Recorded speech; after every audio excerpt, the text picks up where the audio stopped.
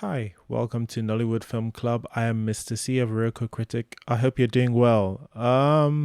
Happy New Year if you're listening early into 2024.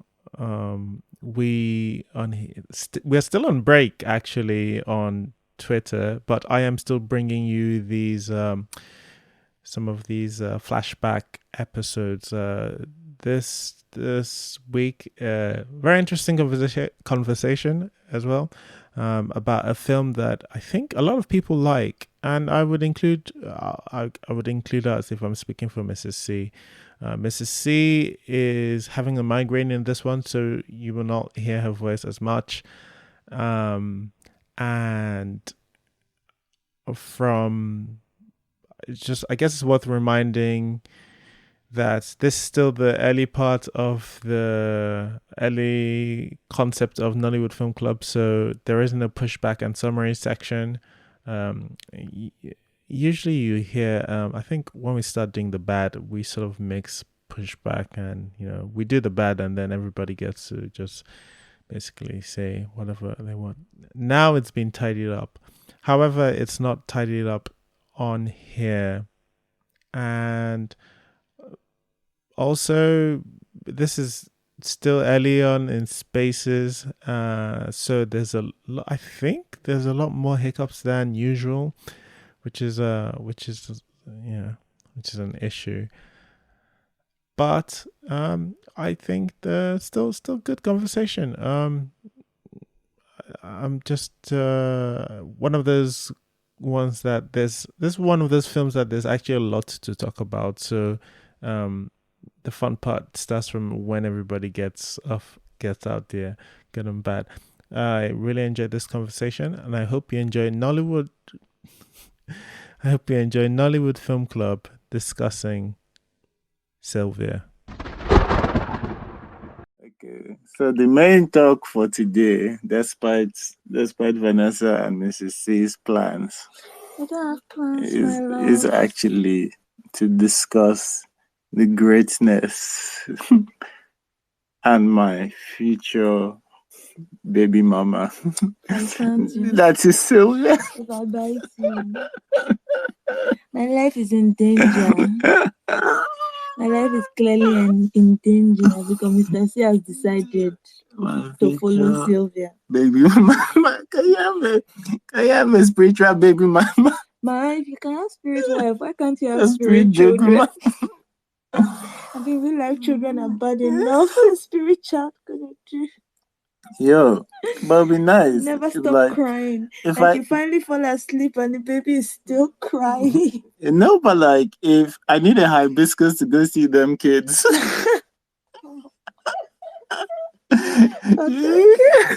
You best believe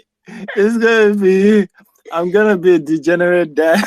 Spiritual child support. How do you say that? Oh my God! All right. We're gonna have a weird spirit spouse tangent here. All right, Elizabeth's here. Sylvia is one of Elizabeth's favorite movies, according to her. So I'm very curious to hear other things. I've seen this. I think we've seen this twice, yeah. And I think we have two quite different experiences, yeah. Which is why I kind of like film. It's not even like anything particularly changed, but it's been very interesting to note the difference. I mean, we changed our protagonist, and that changed the experience of the film. Yes, we changed who we were rooting for, and all of a sudden, this was something I really, really enjoyed. Yeah. I think the first time was more annoying to me. Because of reasons I guess we'll get into, but this is certainly one of those films that you absolutely should watch if you're like being into, if you like old Nollywood. I'd say this Daniel Oriahi.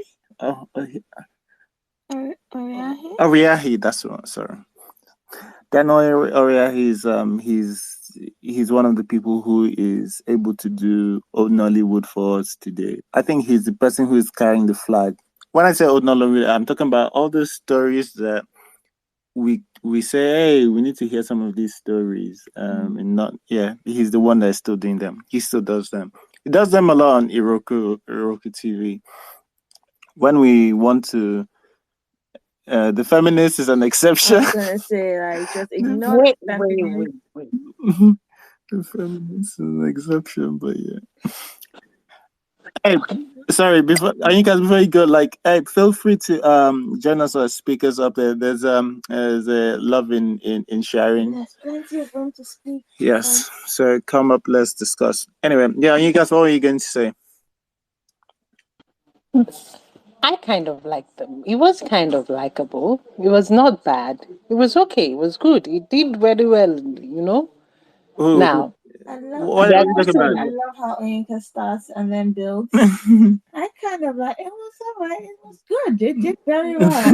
The fact that I'm willing to talk about it, it means it was good. It was good. It was okay. There's no problem with it. Sylvia, right? Yeah, I mean, it was compared to some of the movies that we've watched. Oh yeah, there was at least competency. Well, there were competency in other movies. Don't let me do something, but like this one was pretty good. It was pretty okay. My cousin, I wish I didn't watch it with my cousin because he kept on yelling about the men being very bad actors, and I knew him.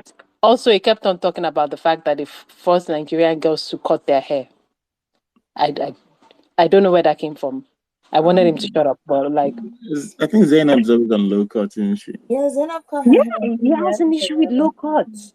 She's been on low cut for a while. Something about low cut does not help people grow their hair. Wasn't this film before Wedding Party? No, but Wedding Party, I think, was 2017 or 2016. 2017. This is 2018. Okay. Now we can, feminism wise, we can take this movie in two ways. There could be a feminist argument for this movie, and there could be an anti-feminist argument for this movie. That's going to be like another tangent, like we did for Kokoro. All right, let's actually start with the structure of what we usually do. All right, let's start with the good. Vanessa, you still here? I'm here. Hi, you're very quiet. Zainab Balogun has had her hair short. Okay. Like she came on the scene when she was doing like the talk show with Ebuka and Lamide. Her hair has always been that short. So yeah, that's what I thought. I don't. Do not entertain my cousin's stupid argument. Okay. No. All right. Okay. Let's start with the good stuff. Are we gonna start? No. We always allow our guests to start. Okay. All right, Vanessa, you can go first, and okay. A lot was good actually. Probably Zainab's best performance. Weird. I think so. I feel like this is probably her best performance yet. Also Chris Attles, I think. He's always played the really dark, handsome romantic interest. He's had like a little bit of like variety in like the roles he's played, but like this is probably his best as well. I've seen him at least. Which is, it's funny. The girl who plays Howard, the one who was in Swallow. Oh, she was in Swallow. That's our Ijoma. Yes. That's the thing. Ijoma was very forgettable in this. Like maybe it's everybody else, and maybe it's the fact that her role was really small. But like everybody else seemed to be, giving their acting chops, and she sort of disappeared. Good things. Sorry, I'm speaking about good things. I liked the story. About like the callback to old Nollywood and like the things about like a spiritual wife. Like we've even pre-old Nollywood, like we've heard the whispers. If you grew up in Nigeria, you heard the whispers. Don't eat food in your dreams. Don't do that one in your dreams. There was always something about a dreamscape, and who we are in our dreams versus like what we are when we wake up and what we do in those dreams. And like the fact that it was like a fully fleshed out, he built this relationship throughout his childhood into his teenagers into his adulthood with this woman in his dreams. I really appreciated the fact that in the dreamscape they kept Sylvia aged down. It wasn't until she came into the real world that she looked her age. Like she was always in those girly princess 12-year-old dresses, and like she looked very childlike. And it was almost like, he was growing up in the real world and she was not. And so I really liked that, contrast. The only time we saw the difference, and even then, like her dress was still the same in the dreamscape. The only time we saw a difference was, when she was angry, and that switch, that moment when she was like head down and then she raised her head up and like she had a full face of makeup on. Yes. That was the only time we got like an inkling of her abandoning that childlike, because that their relationship was very childlike, which is why it was weird that she expected that they would do anything. But like their relationship was very childlike. It was a childlike friendship type situation, and it's like that's why she was childlike with him as well. What else did I really like? I liked the location of their house, the house he ended up with his wife in. I really liked how it looked. It looked like a typical Nigerian, young couple house, even though it looked like very nice. What else did I like? What again did I like? Get more like, I'm trying to think. You've said it. You've said a bit. We can come back to you if you can come back to you if you want. If you remember anything else, we'll come back to you. Oyinkas, do you have your list of the stuff that you liked, the good stuff?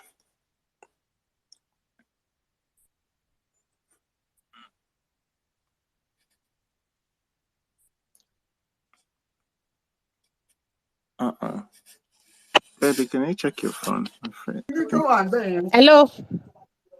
Yes, hello. You can hear me? Can hear you. Can I come? I will get back to you guys to tell you the good. I'm so sorry. Something I have to quickly do with something. Bye. No problem. My phone is frozen. I am trying to accept Zebs as a speaker, and I cannot.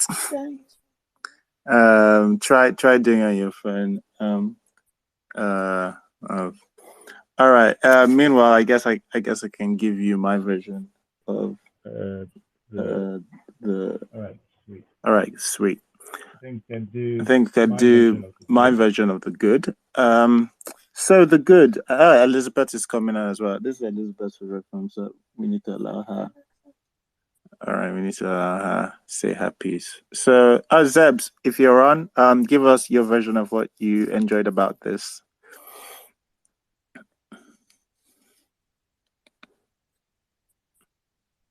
Zebs?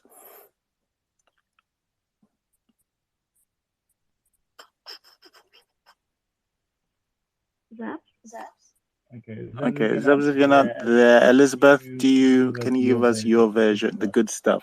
This might be a list. Go on. We're ready.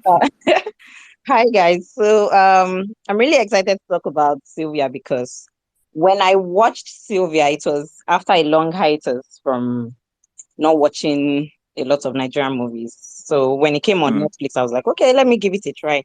So first thing I like everybody has said, the old Nollywood story. So one thing I'm very happy with Nigerian movie makers or let me use the word storytellers is ability to translate our local folklores into TV. I don't think a lot of people know how to do movie that gets dark quickly like Nigerians. Sometimes it makes me really scared, like we are very morbid. But we actually do it very well. Same thing as Black Rose. Was that the title? Yes. So you're watching a movie and everything seems so good. And I also like the departure from the religion that we usually put. Let's remember what's her name, that Elena Kupabio. So Yep. I think the first movie I've seen about spirits husband is Captives of the Mighty, Mount Zion. That must be like early 2000s.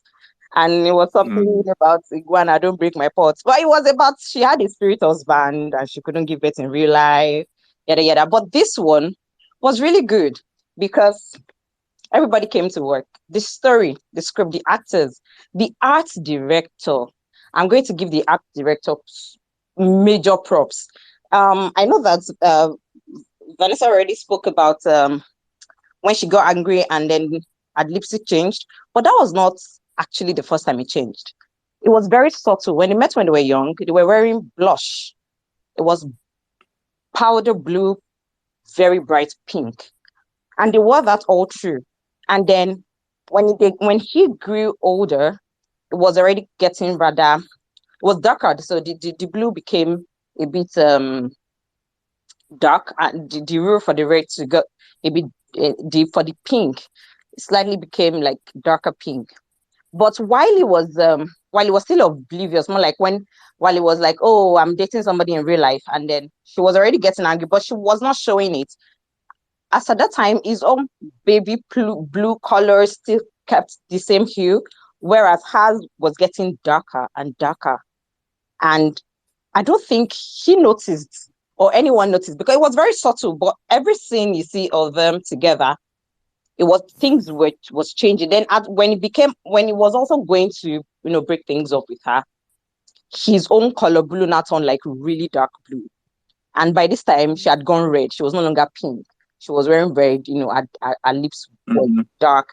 I was very excited for that because it was major attention that was paid to everything that comes out of their mouth. The action, the script was matching, or rather, the action that was supposed to be portrayed was matching the art director's work, even to the color of his house.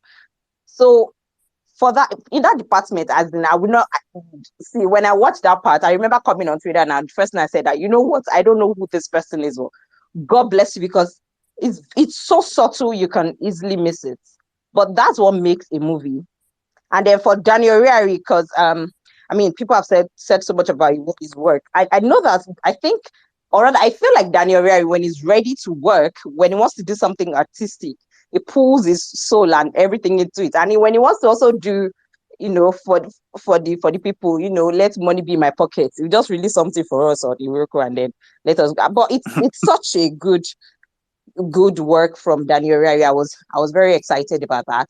And then I don't want to sound like I like the story so much, so I don't sound morbid myself. So, but I like the twists. I was very sorry that happened, but I can see the reason why, maybe people who, maybe non-Nigerians will find that, of course, it turned rather horror quickly. But it was, fantastic work done by Daniel Oriahi, fantastic work done by the actors. The actors were Zena Balogun. I think we already discussed, like, she's a fantastic actress, but the work in this, Lord. Anyways, I really like Sylvia a lot. After I watched Sylvia, I was so excited. Like, you know what? I'm going to go back to watching Nigerian movies. And the next one I watched was I don't know that one movie about. I had to stop. I was like, I think I made a mistake. But anyways, yeah, that's about. Yeah, Girls Sold Dreams. Movie about Pipeline. Do you remember what it was about? Do you remember what the movie was about, Elizabeth? Yeah. It was Funke Akindele and Akin Lewis. Something about them campaigning for something. I was like, oh Lord, help me. Yeah, excellency. Okay. Yeah, but so you can imagine going from watching something. I like the fact that Sylvia is artistic, so they're not just keeping, because it's not just story for us to go watch. It was arts and entertainment, and of course, people may not like it because it's morbid, but please, it was something, and it was nice. Yes, I've always said that Daniel, for me, he's the filmmaker that is carrying he's carrying the torch of old Nollywood forward, and he's trying to improve himself as a better filmmaker. So thanks for that. But he's really, if you guys are not aware of his content, like Iroko, if you have Iroko TV, just pop in. Do not watch the Just feminist. that's not the feminist, Do not watch not the the feminist, but like Don't watch other stuff. a lot of his other stuff are they're just kind of good. Like I mean, like bear in mind it's Iroko TV like Yes. level of production, right? But like they're still entertaining. Still. All right. Ianya, do you have stuff to say about Sylvia? Yes. Hi guys. Hi. So I know we're talking about what we liked. Well, I watched it a while back, but what I remember is I liked how realistic it is.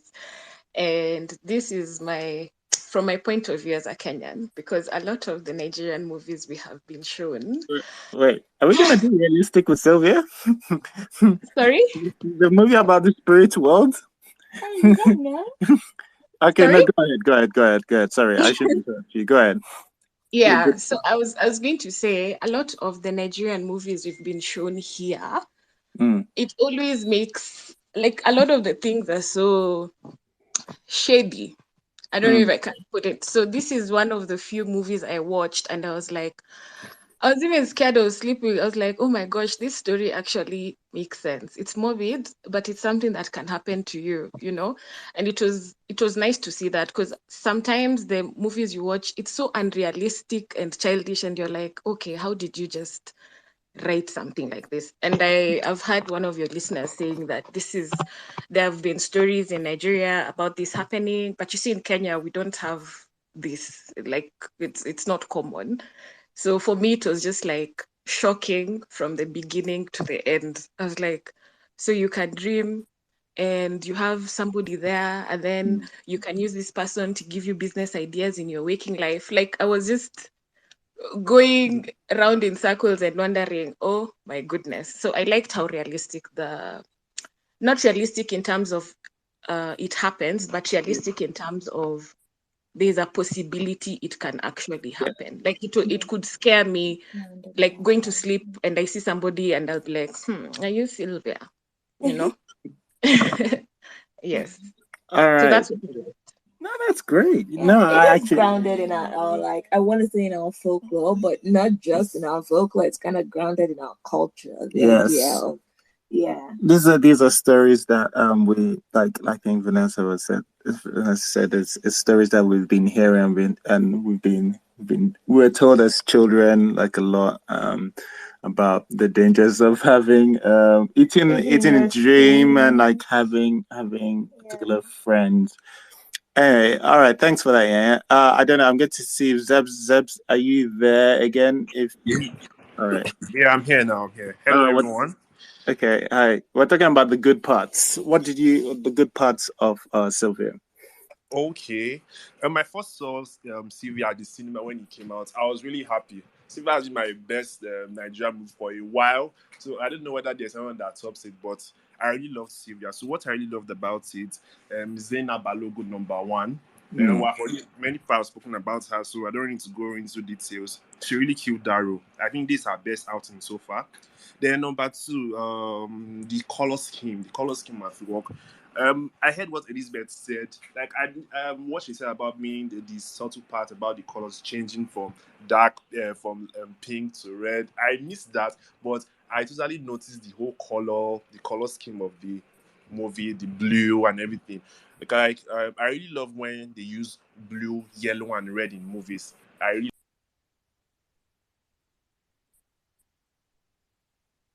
love it. It makes everything.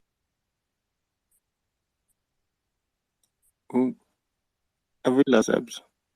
Yeah. So also then the attention to details. Yeah, it was really, really, really good. That's one thing I love about the movie. I was also happy that there was no casting and binding. It was.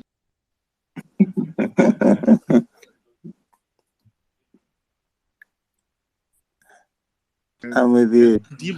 Then Dima Okezie also. I loved her in that movie.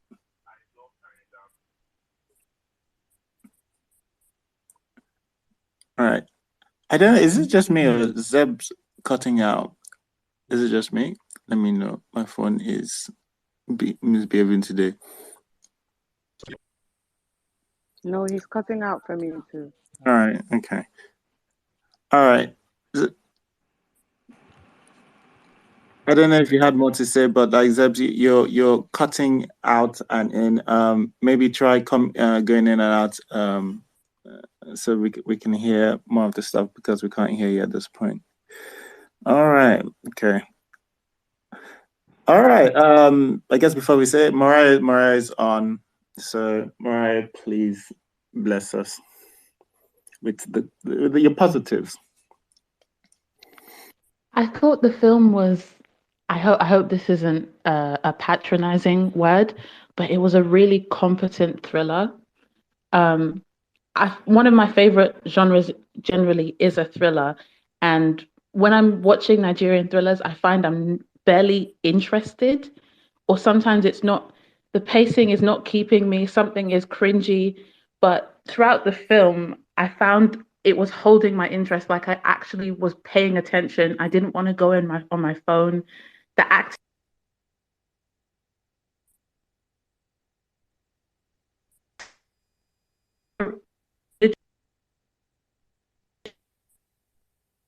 exactly how Sylvia had entered the physical world. Um, Again, like because of the culture, you wonder like, was it a spirit wife? How did he start? Was it an imaginary friend? Was this connected to something somebody had done in the past? How many times has Sylvia come into how many people's lives? Like there were so many questions that I had, but it felt like a really good, well-structured story that made sense from beginning to end. And the way the story was enveloped in the mental health facility, I thought that was a nice way of putting it. Um, I thought also the way that this is something that is a personal gripe for me, but the mental health facility, the way that the patients were depicted, it wasn't so I don't know if the word is inaccurate, but it wasn't. Yeah, Yeah, no, I know what you mean. yeah, it wasn't. People weren't used as a joke or something to be derided. Like they were just people at a hospital or a facility, and I like that. And the coloring, as people have already said, I thought it was really nice, subtle, not oversaturated. When the red hibiscus was on the table, and it was sort of an otherworldly glow to it, I thought that was really nice. Um, and just the way I thought you could interpret it as a spiritual thing, but the whole time I kept wondering, guy, where's your mental? You're not processing a lot of things very well. You're not discussing things with people around you, but you're always running to this woman in your mind. And then she has to wake you up, and it's like you're not dealing with things in the real world. And so then all these ways you bury your head in the sand, it's coming out. And I just thought, yeah, it was a really good story by itself, and it didn't need to lean on poor tropes. Yeah, I get you. We'll come to the criticisms and we'll delve into the criticisms in a bit. But yeah, I agree with most, if not all of those goods. All right. We have Rotimi on stage, and then we'll come to you, Cass. Hello? Can you guys hear me? Yeah. Oh, okay. So first of all, I have to thank you guys because I didn't see Sylvia when it came out in the cinema. So it was like, it was basically like you guys that basically gave me the recommendation, and I just took my time out to go and watch it. And I think like, this kind of those weird things. I had one impression when I saw the poster. I was like, oh, this is another just Nigerian romantic comedy and everything. And I'm like, romance stuff. And I'm like, okay, I'm not going to go to the cinema to go and watch this. And I just kind of watched this today, and I was like, I didn't see that coming about this thing about having should I call it either a mixture of like she was a figment of his imagination or she was a spiritual friend and everything. I was like, okay. So first of all, off the bat, I liked the concept. It was the concept, okay, held me throughout okay, this concept of this girl. I liked the location where, like, I don't know what to call that. Actually, called the spiritual plane, where they used to meet, the place with the lawns and trees. I love that environment. I love the shots they took there. So, like, in terms of maybe like camera work and everything, which is funny. I heard from somebody that that maybe the director of photography wasn't happy that the is kind of ungraded. Like, that picture is very close to what they shot, which was like, I love the composition in that place. I love them. Also, what's funny, I didn't notice the things that Elizabeth kind of noticed about the changing in the colors of the costume and everything. But now, like, I'm thinking about it, I'm like, okay, that was another nice small detail. I worked on like an ad with Zainab Balogun and everything before, but this is probably like one of like I can't think of. I remember her switch, and also in King of Boys, how she went from her wedding planner to start begging person. I'm like, so this one probably now it's higher than that. Her whole character change and everything, from when she bows her head and raises it and now starts to torture Chris at all. And I'm like, that whole thing when it's like a woman scorned. I'm like, no, you don't just have a woman, you have a spirit, a female spirit scorned. And she was, when she started touching his life, I was like, okay, yes, this guy, you're pissed off somebody. I also kind of liked, I think it's Ijoma, this girl from Swallow, I think it's Ijoma, if I'm getting her name right, as the secretary, Hawa. Yep. Okay, yeah, I liked her. I liked her performance, even though like she didn't have much to do, but I liked that. And also when like kind of Zainab kind of started like mimic during the meeting, when he was having the pitch meeting where she was switching between Zainab and her, and I was like, okay, this was like, because her character was already like trying to come on to him and everything, and I like that. I like is it Idima? Don't let me not slow down somebody's name. Inidima. Thank you. You understand? I believed the chemistry between her and Chris Ator, that there was that small love. You know, when Chris first approached her, Chris was all kinds of dorky and weak. I was like, guy, this game, I don't understand. He was very like with his glasses, and I'm like, guy. So, but later when they said they were husband and wife, I believe that their lovey-dovey relationship, yeah, I was sold on that and everything. His overall it was a great watch. It was a great watch. I'm like a little bit, I was surprised. That's all. I'm a little bit surprised. I'm like, I think I've been like sleeping on a couple of Nollywood titles just because I don't know what would I say is marketing, or just like it's almost like something has to be extra for me to go to the cinema to go and watch it. So I was like, when I thought thank God for like streaming service like Netflix that I got to watch it on like a streaming service like Netflix. I'm like, okay, this is cool. It's not bad. It was actually very nice to watch. So yeah. Yeah. Thanks, Rotimi. Mrs. C, do you have stuff you want to say about Sylvia? Our positives. Yes. So I'll pause it. I mean, I'm going to assume everyone here has watched this, so we're not spoiling anything for anyone. And if you haven't watched it, that's your personal problem. You should watch it. We had two different experiences watching this film, and we rewatched it today. And I think we really enjoyed it today, mostly because, there were a lot of competent things done in the film, obviously, but we changed our protagonist. I don't know if protagonist is the word, but but Sylvia, right? It was Sylvia. It was Sylvia we were following. So it was so satisfying, right? When everybody was getting it, right?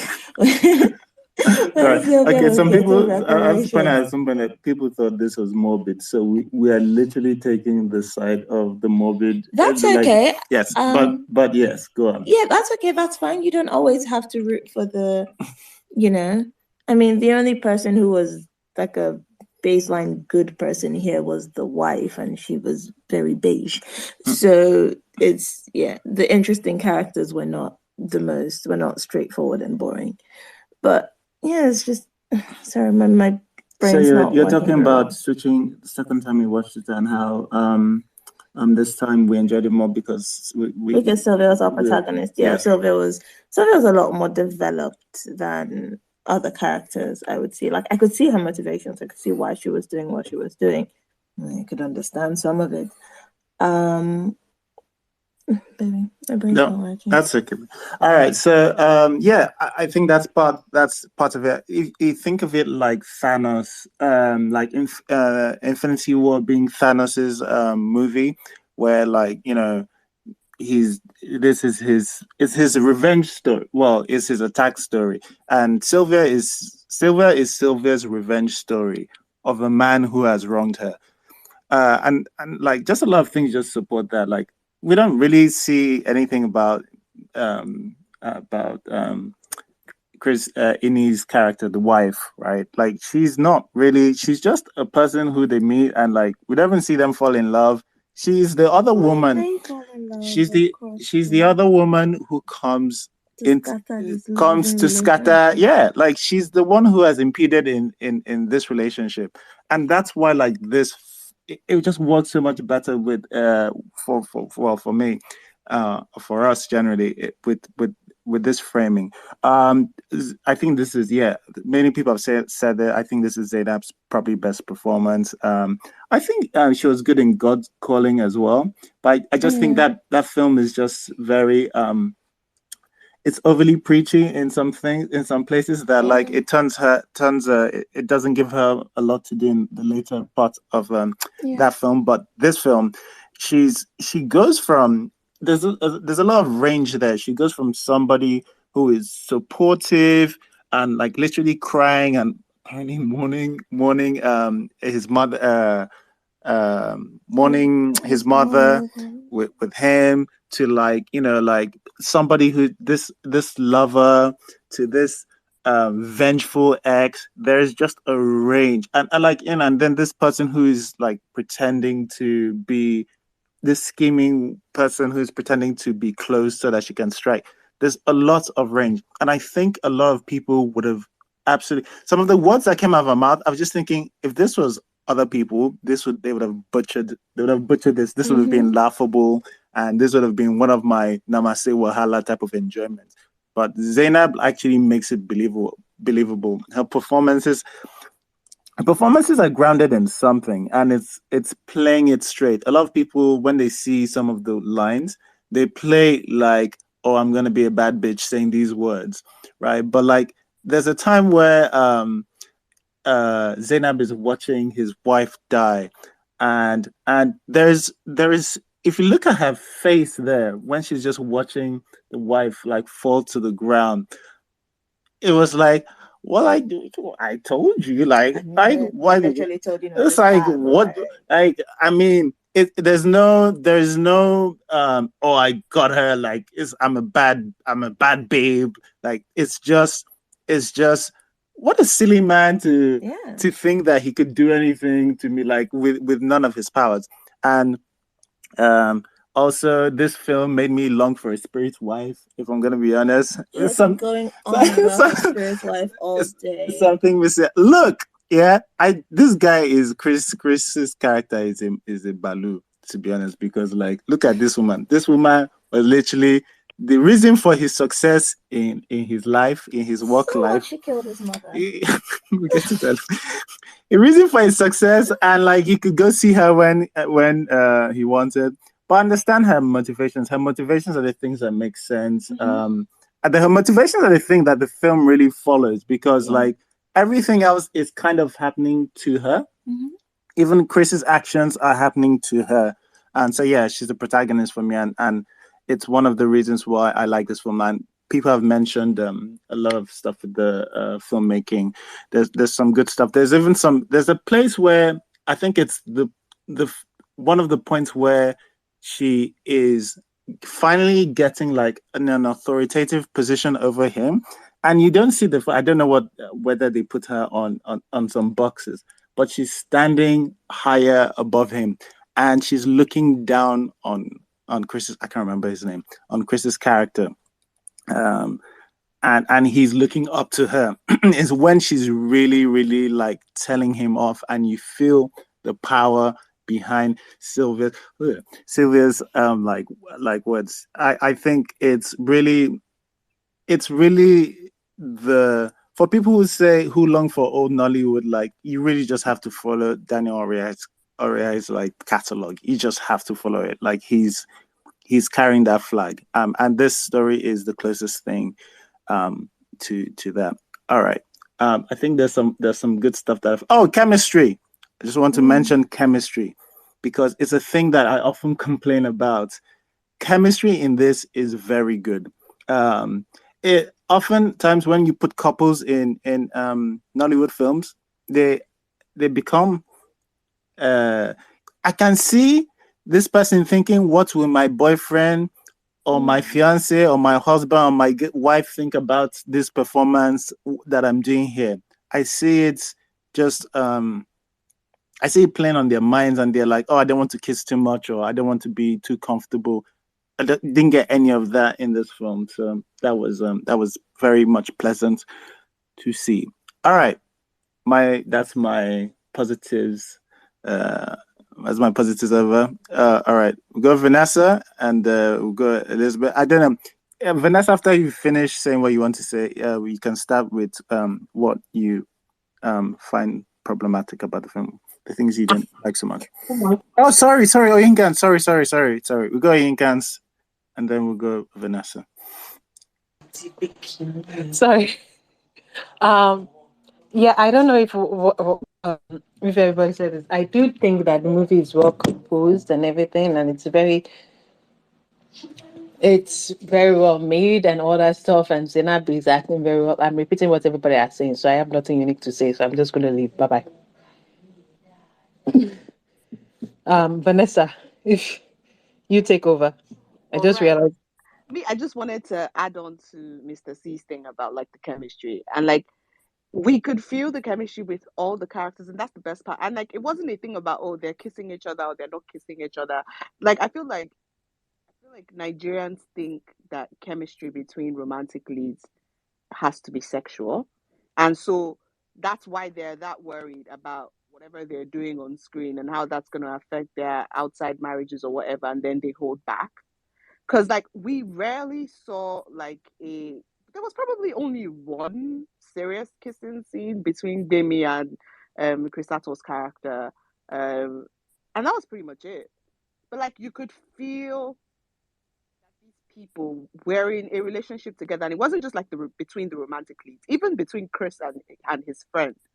You know, you could tell that these guys are guys. They're friends. They're not just friends like friends with people who know each other at work. These are friends. And you could also see the chemistry between his relationship with his secretary, and like the fact that he tells her boundaries. And like you can see that she tries to push those boundaries in the things that she says to him at work, and then he reinforces those boundaries. You know, chemistry isn't just about like a sexual thing between two people. There's chemistry in friendships. There's chemistry in like it's just about that thing between two people who are scene partners. Are they good scene partners? Can they sell scripts? Can they sell this scene? Can they sell it to the people who are watching? It's like we could tell that Crisato and Sylvia's characters were both really into each other. Well, she was really into him, and like you could tell. And you could tell that he was appreciative for the relationship that they've had for a long time, but he didn't feel that way about her. You know, it was a very nuanced way of doing chemistry that I feel like Nollywood hasn't hacked yet, and it's that misconception about what chemistry is. So I really liked like the overall feel between even with this babe in the beginning of the film. Kiloruko baby, you know, the nurse. You could even see like even with like her brief interactions with like the patients in the facility, you could see like they like her. You know, even with him, you could see that they've had a conversation, one or two between them, and like that's why he could sit down and tell her this whole story and have this conversation with her. It was a really well done. It was obvious that they spent a lot of time, you know, working as scene partners together. You know, every single person that was in the scene with each other, they seemed to hammer out like how they wanted to tell this story, and it was really well done. What didn't I like? I know everyone has talked about the color, but I won't lie. some of it I didn't like it. And maybe it's Mr. C and Shuki Orange and Teal inside my head. But like I saw Orange and Teal a couple times and I was like, kill me now. What else didn't I like? I didn't like the hair on like a bunch of them. I didn't understand when Sylvia started wearing wigs. I'm like, why? And another thing, I didn't understand what time era we were in, and I hate it when a film doesn't really define what time period this is. Like, at what point in time are we at? It just serves to, what's the word I'm looking for? To define, the environment and the world that we're in. And like I just felt like that was missing. Like maybe then I could place what the wigs were, like what the whole styling of it. Like Sylvia's styling was great, especially in the dreamscape. But like when she came out to the real world, she seemed to join the madness of everybody else in the real world because I didn't understand what they were wearing and like I didn't understand the hair. And it was maybe all the thing of like the thing I was saying about the time period because I just couldn't wrap my head around it all. What else didn't I like? Funny enough, I didn't like Inidin Okeze's performance. I don't know. I thought it was bad. I thought it was bad. Yeah, I didn't like it. It was the only like for me it was the only weak one. Yeah, really weak one in the lead performance anyway. Yeah. Just like she was happy wife. That she was just fake smiling everywhere. It was very one note. That was what it was. It was very, very one note. And it's like everybody else was, everybody else was giving range. Everyone was giving us like and she just felt like a background character. Like she could melt into the world if she could, and I was like, oh, because the only time she gave me anything slightly interesting was when they first met, and honestly, it was Chris that was carrying that thing on his shoulder. Like I understood Chris being, awkward and being dorky because the only relationship he's had his entire life was with our spiritual wife, our dream wife, and this is the first time he's engaging in any sort of whatever with a woman. And like it was the only time I felt like she was giving me something. And maybe it was because it was the first time we were introduced to her. So the smiley thing and like, oh, I'm a creep too, or whatever. And then maybe girl did not leave the smiling, happy-go-lucky, I'm always here, it's okay. And I just felt like it was extremely one note. Like I feel like she's done better stuff. So I genuinely didn't like Inidin Okeze's performance. So yeah, that's pretty much what I did like. When I think of something else, I'll let you know. All right, thank you, Vanessa. Elizabeth. Yeah, I think we'll you guys will you leave us again in like 10 seconds? Sorry, it's just that it's been crazy.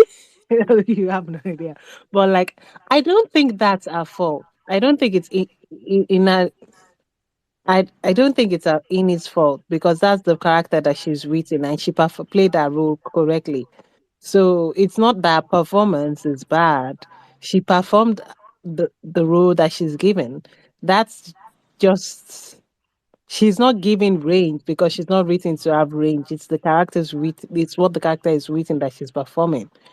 You know what? I agree. I agree with you. And Mariah can jump in after this, but I agree with you with that to an extent because like her character isn't written for anything. Like them falling in love doesn't even have any screen time. They fall in love like basically off screen. They have that sort of love at first sight thing, and then clearly some time passes, and before Chris's character is telling Sylvia that he's found somebody that he's in love with and all of that.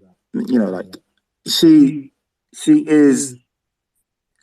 I think whether it's intentional, I guess it's possible that it's intentional. I didn't want to give her too much to do, but I still felt there was this thing where I couldn't help but see this one note laughing thing where, oh no, we're really happy. And I'm really happy. I'm in a really happy relationship. And even if like there's one thing I think I could criticize if this was something I found worth criticizing, that like she was only a one note character without needing to criticize her performance.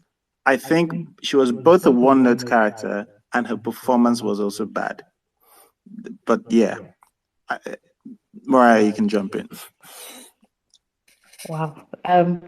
So I thought the performance wasn't awful because, okay, for the most part, she was one note, but there was that one argument they had in the bedroom, and that could have been her moment to really give something, and she gave next to nothing. So, yeah, it wasn't a fantastic performance, but what I kept in mind was that um, it was a story being told back to us. And so I kind of compare who she is to the main character from, is it 500 Days of Summer? So that guy's been narrating the story as who he thinks Summer is. And so Chris is telling us who he thought Gbemi was. So he's jumped over the whole falling in love to the nurse. He's jumped over who she is as a person. He's only picking the sweetest parts of her, only picking the parts that really matter. And she's barely a character because she's not actually important to this story. Maybe not even that important to him in certain ways. And so I thought, okay, she's not really got any function other than to become an obstacle and instigate this turn in Sylvia because this is the story he's telling us, and also that, and therefore that's the function she serves in the film. But yeah, it does feel very rushed that we don't really see why he loves her. It's just they're in love and we're supposed to accept that. And so it doesn't make some of the stakes so high when she gets into the home, except, oh, she's in the house, she's going to start causing problems. And you don't really feel bad for her as much as it's going to be a problem for him. Yep. No, I agree with you. This is why I was rooting for Spirit Wife. Elizabeth. Okay, so I agree with what Murray said. I was actually going to buttress that point. Ini's character was not exactly important in the scheme of things because it was, the story is being narrated to us. But what I was going to also, I mean, it's been a while since I watched the movie now. I did not go back to watch it again. But I think one slight thing that I also noticed that I wasn't exactly okay with, but at the same time is almost not negligible. Was negligible rather, is that the theme of the movie is a spiritual versus mental thing. Is it spiritual versus mental health?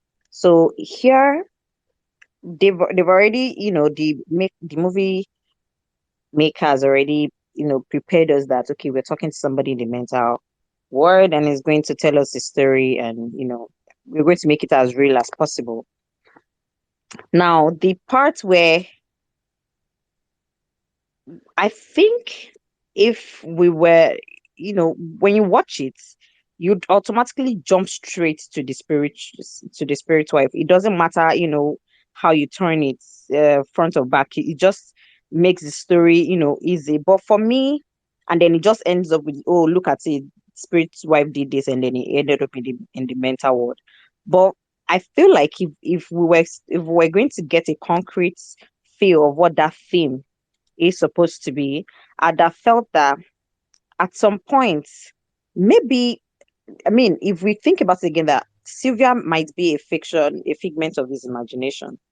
As a child, he was withdrawn, and then he found a an imaginary friend, and then stuck to that friend. And you can also see why it's easy for him to also withdraw from people around him and just only focus on this girl because she was meeting all of his needs, his emotional needs. She's giving him ideas, she's doing things, which for me, it could also be him himself in his own head, giving himself solutions to things. But because But because, so this could be something big like schizophrenia, but because the story, I feel like the story just wanted to do something, although there is an underlying theme. The story just wanted to tell a story of spiritual wife in or spirit wife, spirit's husband in a very different way, in a more plausible to accept way by the audience, and then just stuck to that one note. So I felt like the story from beginning to the end was already determined when the writer was writing it. But if I felt like if we should really if they wanted that theme, the spirituality versus the mental health, if they really want it to be something, there should be, I don't know, there should be something that could cause a bigger debate, like after watching it, something that also causes you to sit down and say, what if not? What if Sylvia is not there? What if that's not true? Sylvia never existed. But because, Sylvia was so real from the beginning to the end, it just seemed like there was only one mission they were trying to accomplish. And then the mental thing is just an addendum. That's what I just feel. Yeah, I mean, I don't actually disagree with you, and this was part of a point Mariah raised, whether it was like this is a whether it's mental health or whether it's spiritual. The problem for me is that the place where it closes the chapter and all of that, and it didn't have to, is when you meet the nurse. The nurse brings a hibiscus, and the nurse is now outside of the story. And then the nurse is like, I mean, except the nurse is just fucking with him, which, well, I don't know why she would do that, but like, yeah, that's what closes the thing of, oh no, there's clearly somebody in here, with a hibiscus. Maybe the nurse was bored. Maybe the nurse was bored and she's a horrible person. But and maybe this is his 70th time of telling her this, telling her this story, and she went, what if? But yeah, in terms of this, I was hoping they could leave that door open. But yeah, it felt like it was, like you said, they didn't add enough to certainly keep both doors open. Yeah, and then Rotimi. Yeah, about the spiritual and mental thing, that's also something that jumped out for me because I felt like I didn't get why it was so easy for her to overpower him in the spiritual realm, because I felt like he's known her since they were children and things like that. Like I expected a bigger fight from him. Like try and, because also this is somebody who's in love with you, so kind of the weak spots in as much as she's supposed to be this spiritual being, but they didn't acknowledge that he also had some power over her. That's why she was going ballistic and wanting to control him anyway. So I really, really wished that had been explored. So it would have been like a feud, like the fight was too easy in my eyes. I don't know what you guys think about that. Well, that's a good. I mean, I just take it that Sylvia's a supernatural being, and she has the power to do it all. Like she literally had all of the powers. One of my criticisms would be like, I mean, like there are aspects of things where I didn't mind how like she came into being. I like that they just started off and yay, she's there. She's the spirit wife or imaginary friend or something. In like we didn't get an explanation of how it started. It's been there in his earliest memory. But there are things that I think help with the stakes so that you know what to expect. One of the things they did well, like for example, was they foreshadowed. They told us her power of being able to like go in somebody when she essentially appeared in his secretary's like face, body or whatever. When she that is essentially foreshadowing that how she was going to appear like like she was his wife, and end with him stabbing her. that's good foreshadowing of his power. But we don't really get that for. We don't really know how powerful Sylvia is. We don't get a test for how powerful she is. It doesn't really affect anything because I guess she doesn't do too many things. It's just, I guess, with killing her, we don't even know if it's possible to kill Sylvia. But certainly something that. But again, it's not a major issue for me because like when he picked a knife, I knew like for sure that's not going to be, and for sure that's not going to be a way to do it. All right, I think Rotimi, you wanted to say something. Yeah. Can you guys hear me? Yep. Can you hear me? Yeah, we can. Okay. Okay. I just there's only maybe I'll probably look at it from the writing aspect. I just think that like from when we leave the mental hospital and he starts telling the story, I think I don't know when it happened. I just know that it's somewhere in the beginning when he had his first interactions with Sylvia. Yeah, less audible. I can hear you, but it's worse than last time. Did you put on headphones? Okay. Yes, abandon it. I don't know why Bluetooth headphones are worse, but yeah, they are. Can you hear me now? Yes, that's better. Thank you. Okay, so I don't know when it happened. I think somewhere in the first 2-3 scenes in his interactions with Sylvia, and they kind of established the fact that she was his imaginary friend and he was meeting her in his spiritual realm or something. I think when he was in the whole waking up, she was telling him that he's going to wake up and everything. And I just kind of, I don't know if anybody has seen Fight Club, when this guy Fight Club with Edward Norton and Brad Pitt, how that whole interaction was going, and it was until the end that he kind of got that, this guy is only in my head. So yeah, so it almost be like they could have delayed us. We could have been, this is just his friend. Then later we could have revealed it that she was in the spiritual realm and everything. I just thought about that and everything. Then also everybody about this thing between the mental and the spiritual. And funny, I've been seeing a couple of tweets when people have been like, people should stop saying that when somebody has a mental breakdown, stop saying that it's the spiritual problem and everything. And it's just that kind of thing. I'm like, even one part of me is still questioning, at least at one point, I was questioning whether is this thing really spiritual or is this guy just mental? Like at one point, I was questioning whether all these things are just going on in this guy's head, as opposed to that this girl is actually a being that exists, and like he's not able to explain. But the moment his friend said that, the moment she came to that dinner, to the dinner, when his friend came and she was talking about her friend, I'm like, this is my friend. And I'm like, okay, this girl is not just appearing to this guy. This girl actually exists and she's interacting with people that he knows. So which now she could bring the whole torture up straight to his house and everything. So yeah, that's the only thing I would have probably said, that they could have delayed us discovering that she was a spirit. Then suddenly we're like, it could have happened a little bit later. But yeah, that's just me. But yeah, another thing again, they explained the flower stuff about why they had discussed. I think she gave an example about one goddess and everything. But I was like, the way I was like, could have just called it Sylvia, the flower girl or something. I was just like, this flower and everything. Until they explained it later, I was like, okay, this is why the hibiscus flower thing going on. Okay, cool. Okay. Yeah. No.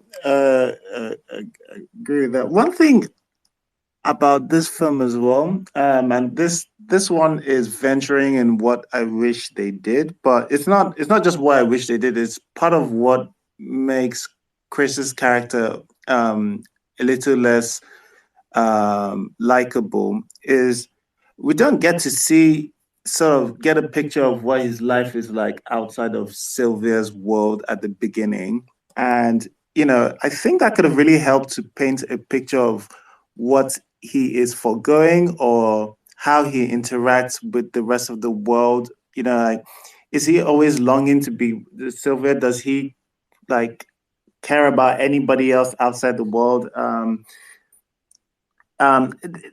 The reason I guess why this becomes a thing is because I don't know. Sometimes I feel like the movie does want me to care about Chris, and I just don't, because like I'm with Sylvia. Like Sylvia has been with this guy like for how many years into his 30s. She has been helping him like with giving him answers to his actual. She's actually had real life impact in his physical life. And then one day you meet a babe and you're like, oh, I'm in love with somebody else. Like, yo, even the way he delivers it to her is like, she's like, oh, you're not real. I'm like, oh my gosh. Like, what? I mean, what, how? Like she's actually had real life impact in your life. You are where you are now because of her. How can you just dismiss her like that? Like, and that's the other thing, right? So like this is the point of me bringing up, like, we don't know how he interacts with every people outside of Sylvia. Is that if we, I don't know why he isn't picking Sylvia. Like, this is the thing. My brain is going, why are you like deeply in love with this woman? Like, she's all you know. She's basically all you know. And what was it about Ini that made you go, well, I've had enough with Sylvia. I need this role thing. We don't see any of that, and that's why again this film is just Sylvia's film. Like, if you think about it from her point of view, it doesn't matter what it doesn't matter what Chris's reasons is. She did this to he did this to her. He he essentially just used her, and like the goal to like come back when he had when he had issues, when he needed her, the goal to go back to the spirit world just to use her one more time. The absolute balls on this man. Like, when I say like turning him mad is reparations, is what Mrs. C called it, I believe, for his misbehavior. To which I that's why like I was fine for Sylvia to like destroy stuff well and well over, because I just didn't care about I didn't care about him. He didn't do anything particularly nice. The only thing about it is that I really wish they hadn't made Sylvia retrospectively evil. Yeah. Like with the mother killing Yeah. the mother killing thing. I mean, like, I get wanting the attention or the other woman in some way, but again, this is something like the movie doesn't show us.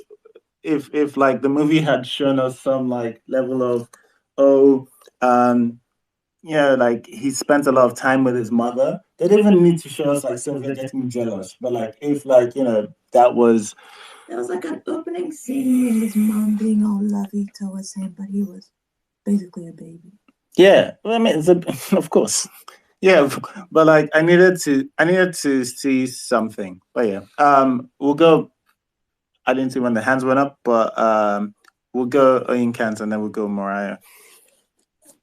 I think Mariah went before. Okay, all right, Mariah, go. I wonder, does this man think he himself is a good person? Because for everything he's done, like I'm sure in the film they said that he's already cheated with Sylvia on his wife. And when they were arguing, he wouldn't even tell her why he wanted her in the house. He just started shouting at her. I mean, yes, she should have asked before somebody stayed in their home. But he started shouting at her, not explaining anything. I don't even know if he's a good friend. Like, there were so many ways, like, I just thought, does this man really take himself for a victim? Because there's so many times where he could have dealt with the situation differently. Knowing who he was dealing with, I know it made sense for him to stab Gbemi's stomach, but I said, oh gosh. After the face was running everywhere, you're really gonna play with a knife? It didn't make sense to me. But I also thought, like, if this is magic or spiritual, you should know you don't play or offend the spirits. Like, you're supposed to keep them on good terms. You've been saying you're not real, you're not real, you're not real. But you've been running to this woman for advice for how long? She's been giving you, she like, if to put it in a sort of old Nollywood context, if this was a shrine and this was a god that you had been going to for all your benefits, and you suddenly turned your back, wouldn't there be some kind of judgment to pay? Like I thought that the hibiscus was like kind of like a sort of a portal, or like a thing that like I don't know what the word is, but your key to accessing the portal. And now that, and it was one way because she was giving him the hibiscus. And then when he got one, she kind of opened it up. And then the fact there were the hibiscus now all like him opening that portal sort of gave her more power in the physical realm. And then her have keeping the flowers in his home let her sort of expand her territory. And I just thought, if you know hibiscus are how she enters, why are they still in your house? It just didn't make sense. And so this man is going to start lamenting about his wife and his friend being corrupted by this woman, and yet the flowers are still in your house. Yeah, he would say he tried to throw it away and his wife didn't want him to, which, like, bruh, this like your wife don't know that is you're trying to stop a spirit woman from accessing your home. But yeah, I get what you're saying. Onikans and then Vanessa. So yes, the issue, I thought the moment the movie went down for me, even though I still like the movie and everything, and the ending was they definitely what you mentioned about the retroactive, like making like having undercutting our reasons for the madness, our legitimate anger, undercutting it by saying that she killed them, by saying the killing of the mother. I don't like that, because then it now changes the entire thing that they've sort of. Well, it is a throwaway line, but it sort of gives a different sort of changes the entire story that this spirit person, this spirit wife was evil all along, was the evil woman, and it goes into the whole same thing of the trope that we have in Hollywood about magical women, witches, and that. But yeah, this movie can be considered. You know how everybody went. I don't know. Maybe I'm putting out we when what's that movie called? The movie with the crazy woman who pretended to be kidnapped. Gone Girl, yes. Gone Girl came, right? It's like a revenge fantasy for women, right? It's a woman's revenge fantasy that men normally have. Men have a lot of revenge fantasies, like all those action movies, which I love, by the way. But there are like a lot of revenge fantasies, and I thought this movie can kind of be like Nigeria's version of a revenge fantasy, because usually in these movies, the men in the characters do get away with a whole bunch of things, and at the end, we say forgive, right? And if you're the main character, you're going to forgive in some way or somehow. Maybe even if you get your sort of revenge, your sort of kicks, you spice this something. He eats really really hot pepper because you made it pepper. You got some gangs to beat him up, or some guys to beat him up, or doing stuff. But like in the end, the man is really forgiving, and there is no like amends done. But in this movie, I thought, oh, they're going to go to some prayer, something. They're going to in some way. It's going to be relief, and evil has been forgive and all that stuff. But the movie does not end that way. Like, he truly, truly loses everything. And I'm just like, okay, this is actually quite impressive. This is actually quite a break, even though it sometimes follows in that. This is actually quite a break. And yes, the goals of this man to go back and put that he's going to come back, because there are going to be very other campaign that he couldn't figure out is with his smart hard man self, that these people are saying they want understated, but in actuality they don't want understated. Like, it's quite obvious. Sex cells. How come you had to go to spirit world for this? But like, I absolutely kind of like the movie kind of doing that.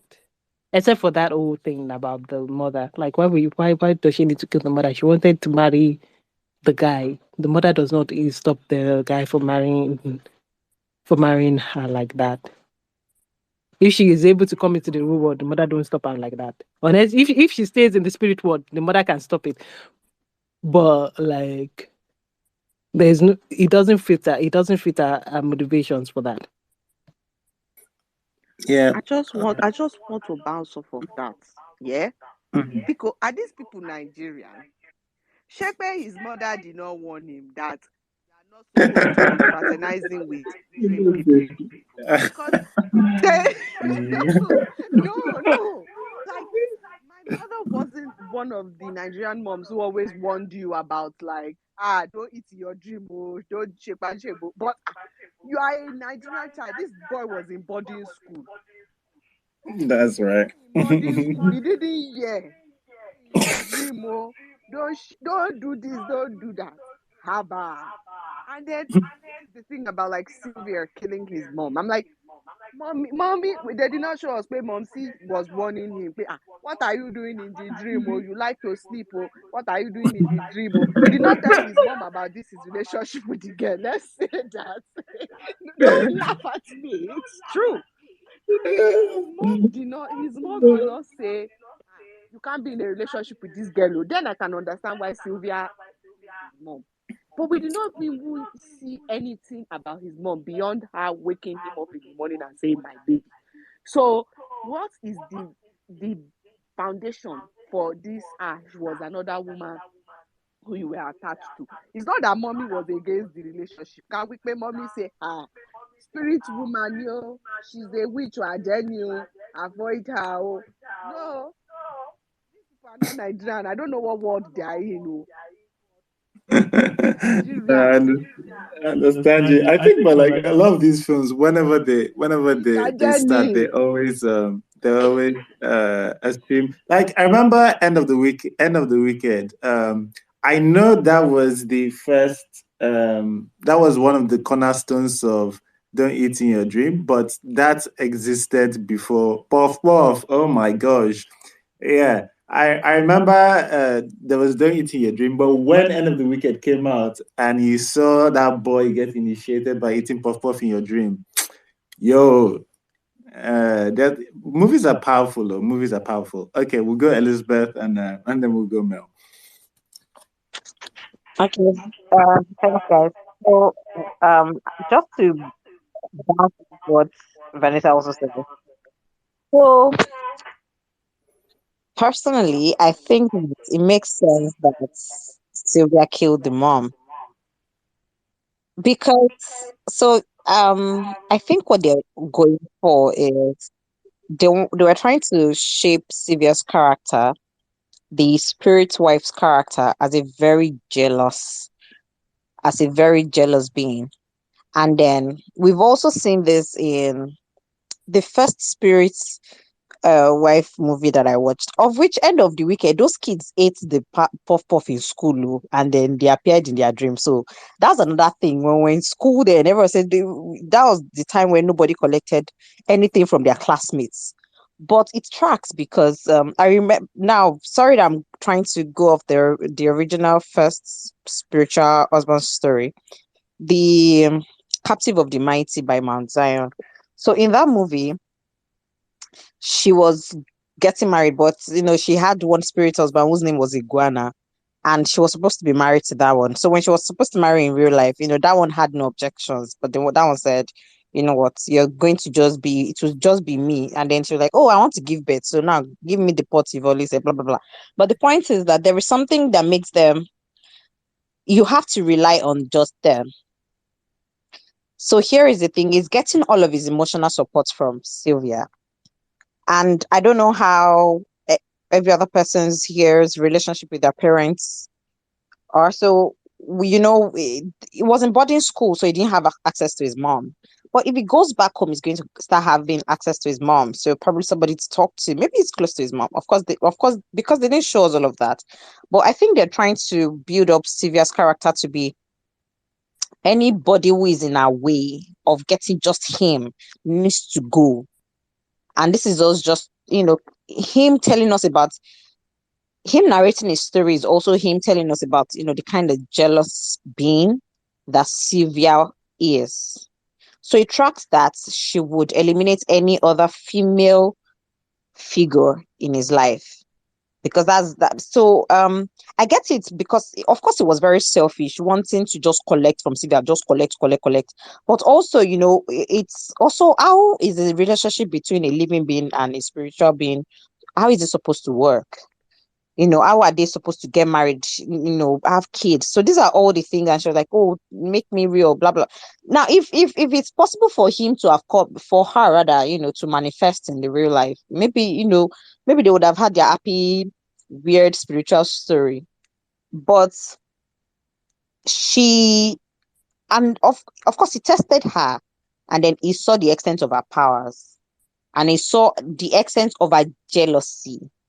And then this is why my praise for the arts director comes in, because in the very minute details, showing her emotions. And he's also is a person that lacks self-awareness, because if he was really looking at Sylvia, I think there was a part where he mentioned something about her clothes. I really cannot remember, but if he was somebody that did not lack self-awareness, every single time my emotions change, so if something about appearance also changes. When our emotion is going dark, the hue of a color, everything changes. But this guy was trying to take it better. And then he was, how can you try to reason with a spirit being? He was trying to be reasonable with her, like, oh, but I've met somebody now, I want to go now. What did you think was going to happen? She was going to sign your release form.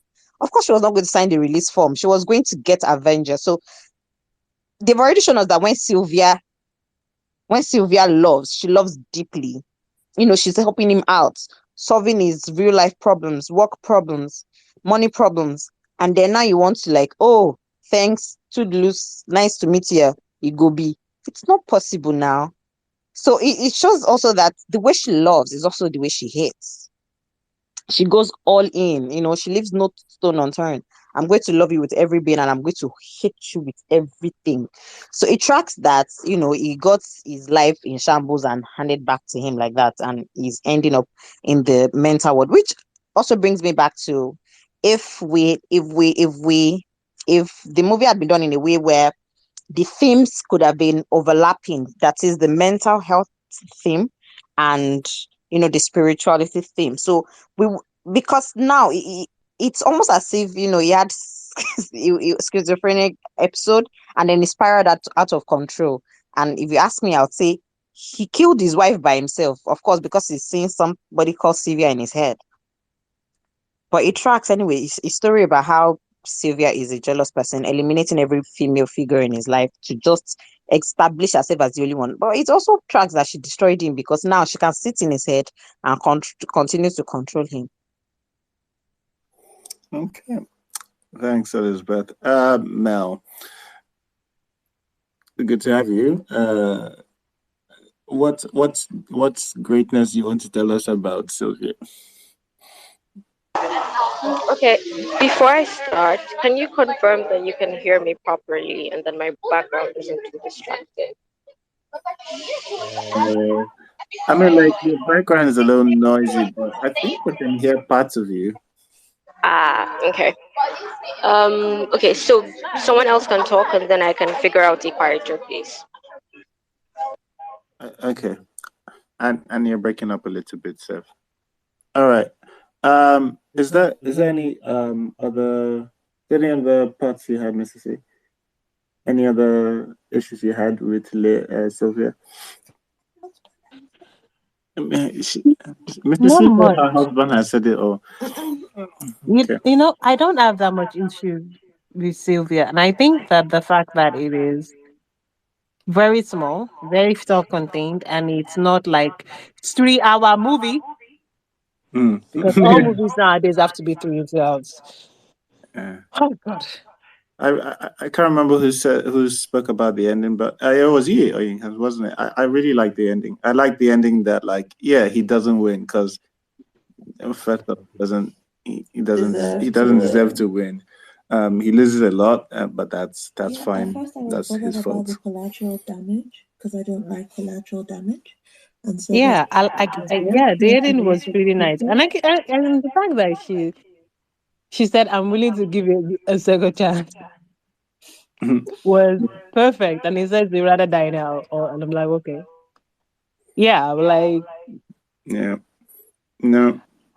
and I kind of feel bad, like, because it's not the worst. It's not in cinema history, like the egregiousness of men in Nah, movies this guy was that full they of it. escaped.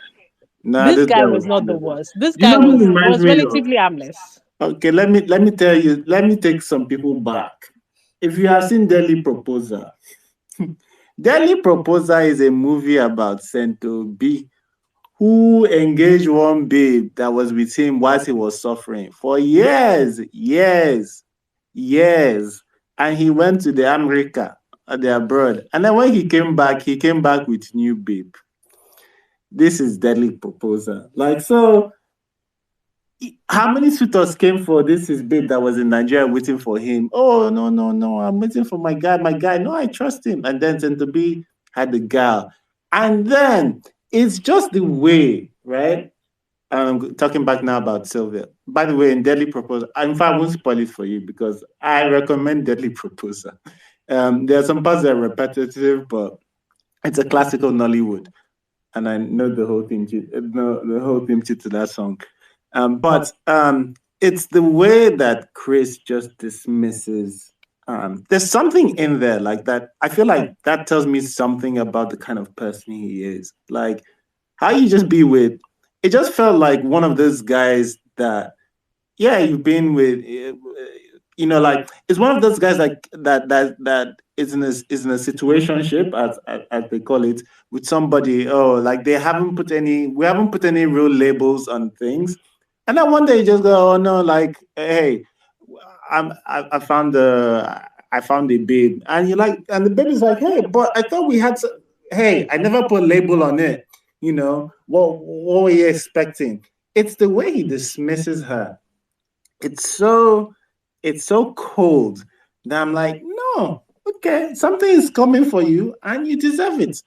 All right, And I'm Elizabeth. for it. I'm for it. I'm for it. I'm just saying that when you compare it to the egregiousness that men in movies escape with a lot of times, even in romantic comedies that is supposed to be geared towards women, we still cannot escape this egregiousness. I mean, if you watch I got into K-dramas, right? Oh, I no. thought, it was going to be different. These men are jackasses. It's changing nowadays. But these men are Can we say jackasses, and yet, can we and say they the will have a gentleman? second male lead that is so sweet. Just because it's a second male lead, he cannot get the girl. And I'm like, this girl has an issue. But anyway, that's old. That's another thing for another day. But I'm just saying, compared to all of that, it's not that bad. But you should definitely burn it out. They should all burn. That's what he said, though. He said Please, I want to say they gave him something. option at the end. It's like, do you want to be with Sylvia? And he said he'd rather burn in hell. I was like, no, burn, yeah. I said, Elizabeth, talk to me a bit. Sorry. So I know I've said it at the beginning of when I started talking on this space that I like how morbid Nigerian producers can be. Honestly, I do. You mentioned Deadly Proposal, but I can't repeat. So I can't remember the title of the movie I want to talk about. It's also old Nigerian. I think Oyinkansola is going to like the ending. It was the first time I saw the what's his name?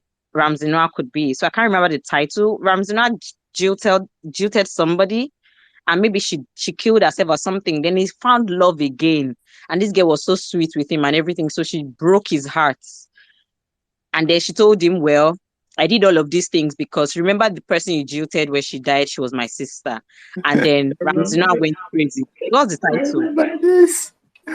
Yo, Old Nollywood was on some things. They were crazy, and I liked it. Yes, absolutely. Let me Absolutely. not.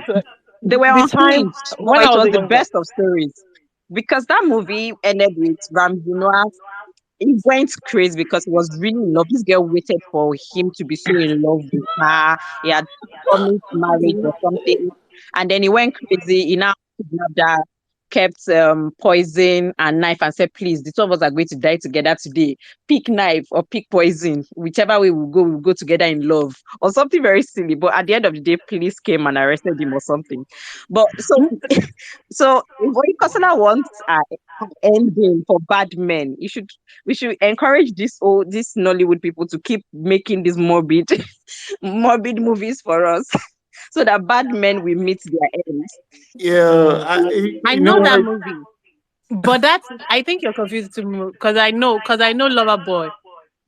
Because that movie was the first movie that I saw as a kid that taught me that men can be crazy and dangerous and don't just date any guy. Wow. Because what he did was like she moved on and she was getting married to another guy, and then he went to go kidnap her on our No, wedding that day. was not that one. Oh, That is you not need that to one. check.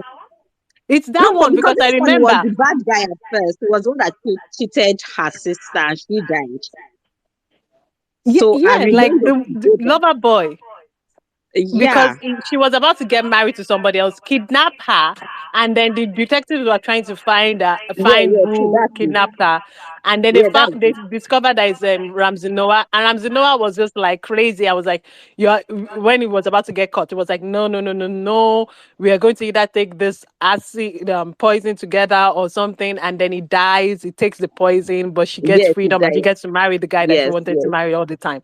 Yeah, that was the movie that made me realize that men can be crazy. And I was just like, okay.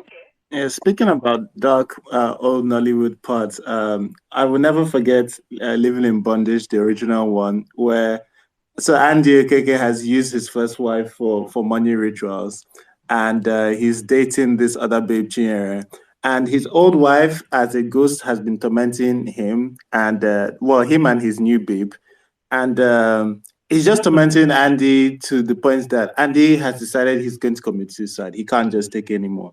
And instead of Andy to go and like be a man and go off yourself outside, Andy chose to hang himself in the room where his wife is sleeping. And you know what? His new babe, Chinye, Yeah. She told his him new to die. babe wakes up and looks at this guy literally about to kill himself. And she was And she went like, to sleep. and she just pretends to be sleeping, like, do it, like, do it. Oh my God, yeah. The old writers were unhinged, but they were the right path. 100%. On Nollywood was dark. Mariah, sorry, you wanted to say something.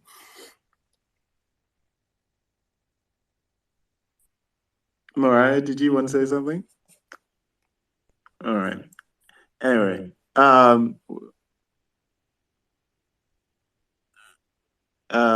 if in the absence of nothing else, we've done an hour and a half. This was a good convo. I really like the law. I was saying to Mrs. C that I would watch a whole TV series of like stuff like this. I would absolutely mess with it because I think there's so many places you could go with this. There were parts of this that that reminded me of I don't know if anyone has seen Her. It's I think Spike Jones directed. Joaquin Phoenix falls in love with his AI computer, like his AI. It's a beautiful film. It sounds very strange. She or her? I think it's called Her. It's called Her. And Scarlett Johansson is playing the AI voice, of course. And Of course. yeah, yes, and yeah, Joaquin Phoenix over the course of the movie falls in love with just and like it sounds ridiculous, but it works. But yeah, it's this concept of can you fall in love with someone that you don't actually meet in the physical. I would have really liked to have seen like a real love develop across this, and I know that's not the story I want to tell, which is why I'm saying I would absolutely watch a TV series of like these people grow up and like fall in love and then fall out of love and like really because there's so much. I just feel like there's so much one can go. Probably bigger than 90 minutes, and then before we can use the last few episodes and turn it to some dark stuff. But yeah, this was a really fun film. Thanks to everybody who came and who spoke. You guys continue to make this a really fun time. And next week we'll see what we're doing. I think either the week after that we're having a Netflix original. It might. Yeah, there's a Netflix original coming out. It might be 3 Sundays from now because I think it's coming out on the 17th or something. But well, and that one's about a man of God. I think it's called The Man of God, which I think is going to be an interesting. Not satire. Satire is fun. It's jokes, isn't it? It's what do you call it? Commentary on the religious in Nigeria. I think that's going to be fun. Some parts of the trailer are really interesting. Some parts aren't my favorite, but until then, but we'll put up a poll for what we're watching next week. But thanks everybody for coming, and we'll see you next time. Bye. Bye. You said Deadly Proposal, right? I think it's third week. I think it's coming out on the 16th or 17th, something like that. So it'll be that. It'll be that time. Okay. So, thank you, everybody. Sorry about I don't actually want all men to bend in male. I want to say that. Okay, that's fine. So people get bye.